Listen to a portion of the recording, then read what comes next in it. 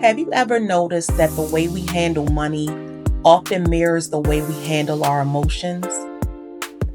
For many of us, personal finance isn't just about numbers, budgets, or credit scores. It's deeply connected to our experiences, our upbringing, our fears, and even our healing journey. Today, I want to talk about something we don't discuss enough: the connection between personal finance, healing, and personal growth.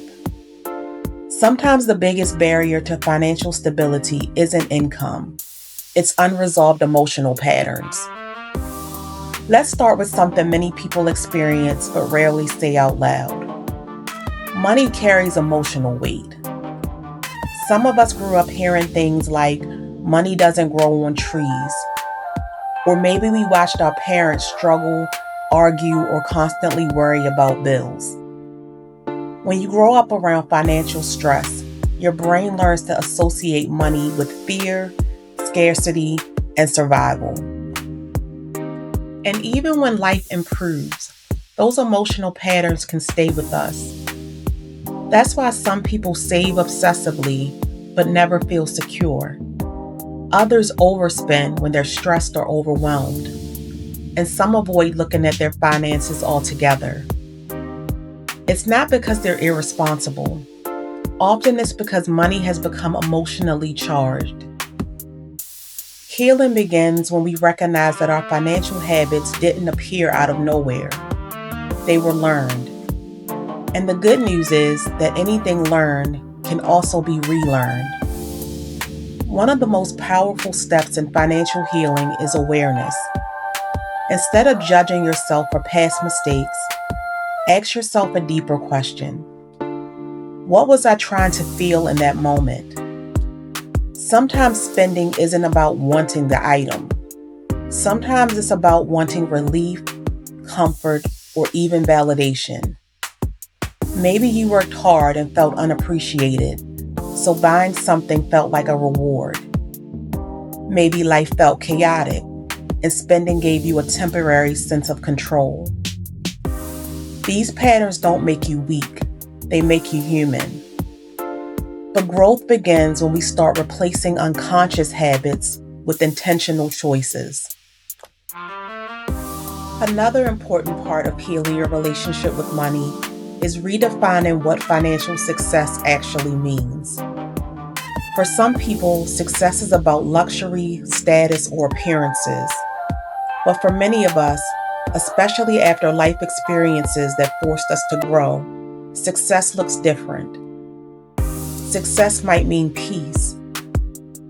It might mean having an emergency fund so you can sleep at night. It might mean being able to say no to toxic work environments because you're not living paycheck to paycheck. Financial stability creates something incredibly powerful: options. And options create freedom. Freedom to make decisions that align with your well-being instead of your survival. But here's something else that's important to understand. Healing and financial growth rarely happen overnight. Just like emotional healing, building financial stability happens one small step at a time.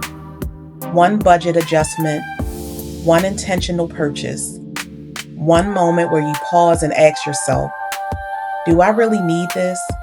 Or am I trying to feel something deeper? Those small moments of awareness compound over time, and eventually something shifts. You stop feeling controlled by money. Instead, you begin to feel in control of your choices. Another aspect of financial healing is forgiveness. Many people carry deep shame about past financial decisions: debt, overspending, bad investments, or opportunities they missed. But shame keeps us stuck in the past. Growth requires compassion for the version of yourself that was doing the best they could with the knowledge and emotional capacity they had at the time. Financial literacy can be learned. Income can increase. Debt can be paid down. But the real transformation happens when your mindset changes. When you stop seeing money as a source of stress and start seeing it as a tool that supports your life rather than controls it, a tool that helps you build stability, create opportunities, and invest in the things that truly matter: your well-being, your peace, and your future. And here's something that often gets overlooked in conversations about personal finance. Financial healing is also about boundaries. Sometimes growth means saying no to financial obligations that drain you. It might mean setting limits with family members who expect constant financial support. It might mean resisting social pressure to spend money just to keep up with others. Protecting your financial health is just as important as protecting your emotional health. Because when your finances are stable, your stress levels decrease. Your mind has space to focus on growth instead of survival. And that's when something beautiful begins to happen. You start making decisions from a place of clarity instead of fear. Your goals become more intentional. Your priorities become clearer. And you realize that personal finance isn't just about building wealth. It's about building a life that feels balanced and sustainable. A life where your resources support your healing rather than undermine it. So if you're currently on a journey of self-reflection, therapy, personal growth, or emotional healing, I want to encourage you to include your relationship with money in that process. Not with judgment, but with curiosity. Because the way we handle money often reveals the deeper stories we carry about security, worth, and stability. And when we begin rewriting those stories, we don't just change our finances, we change our future. Sometimes healing looks like therapy. Sometimes healing looks like setting boundaries. And sometimes healing looks like learning how to manage the resources that support your life.